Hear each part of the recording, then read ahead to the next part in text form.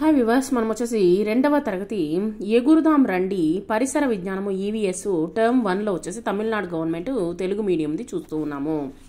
ఇక్కడ వచ్చేసి మనము లెసన్లో చెప్పుకున్నట్టు నేనెవరని కనుక్కోండి చూద్దాము అనేటువంటి దాంట్లో వచ్చేసి మనము జతపరుద్దాము. ఇక్కడ వచ్చేసి నా రంగు పచ్చ, నేను కీకీ అని అరుస్తాను, నా ముక్కు ఎరుపు, ఎవరమ్మా చిలుక అనమాట.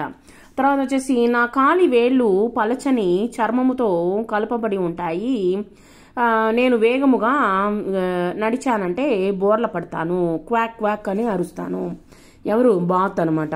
తర్వాత వచ్చేసి నా కాళ్ళు పెద్దవి, నేను మెడను త్రిప్పినచో పలు కోణములతో చూడగలను, ఇవి వచ్చేసి గుడ్లగూబ అనమాట. తర్వాత వచ్చేసి నా రంగు తెలుపు, నా కాళ్ళు ముక్కు పొడవైనవి, ముక్కుతో చేపను గుచ్చి పట్టెదను, కొంగ. తర్వాత వచ్చేసి ఇక్కడ నా రంగు వచ్చేసి నలుపు, కావు కావు అని అరిచెదను, ఆహారమును ఇతరులతో పంచుకొని తినేదాను, ఇక్కడ వచ్చేసి కాకి.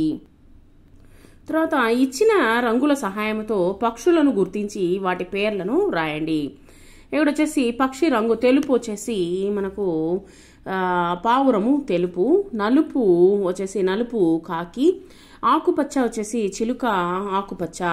తర్వాత వచ్చేసి పక్షులు తిను ఆహారమును కనుగొందాము. ఇక్కడ వచ్చేసి పక్షులు ఏమేమి తింటాయి అనేటువంటిది మనము ఇక్కడ చూద్దాము.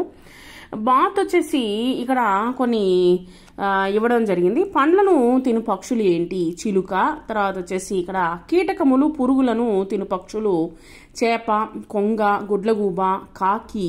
తర్వాత వచ్చేసి పండ్లను మరియు కీటకములను తిను పక్షి ఏంటంటే కాకి అనమాట. ఇక్కడ చూడండి, మరలా ఒకసారి మనం చూద్దాము. ఇక్కడ వచ్చేసి వానపాము, పురుగులు, కప్పలు, తర్వాత వచ్చేసి కొంగ అనేటువంటిది తింటుందనమాట చేపల్ని. ఇప్పుడు వచ్చేసి చేపలు వచ్చేసి ఇక్కడ మనకు వేటిల్ని తింటాయి చెప్పండి? చేపలు వచ్చేసి వానపాముని తింటుంది అనమాట. సో వీటిని అన్నిటినీ తినేటువంటిది వానపాము, పురుగులు, కప్పలు, వాటిని తినేటువంటిది కొంగ. తర్వాత వచ్చేసి చేపలు వచ్చేసి వానపాముని తింటాయి, బాత్ వచ్చేసి చేపలను తింటాయి, చేప వచ్చేసి వానపాముని తింటుంది.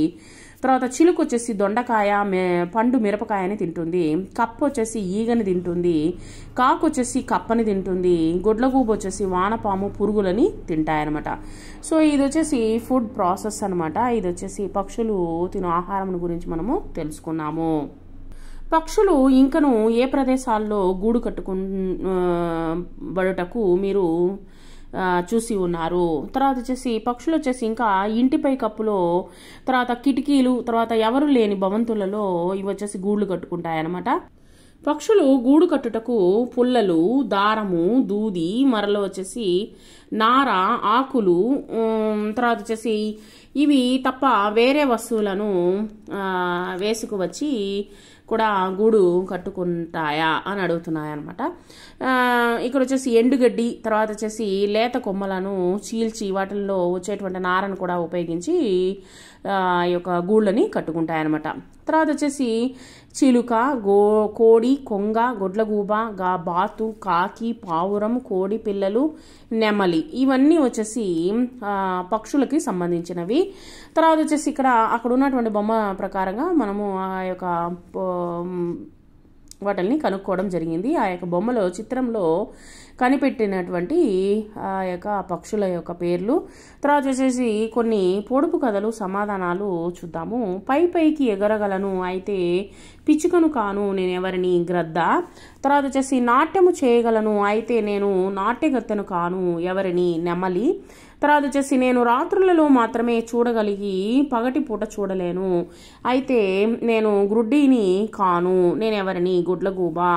చేప కొరకు ఒంటికాలితో నిలబడి తపస్సు చేస్తాను, అయితే నేను ఋషిని కాను, నేను ఎవరిని? కొంగ. తర్వాత వచ్చేసి కొన్ని పక్షులు గూళ్లను కట్టుటలేదు, ఎందుకు? వాటిని మనము ఇళ్లలో పెంచుతాము కాబట్టి అవి వచ్చేసి గూళ్ళు కట్టుకోవన్నమాట, కొన్ని పక్షులు అనమాట.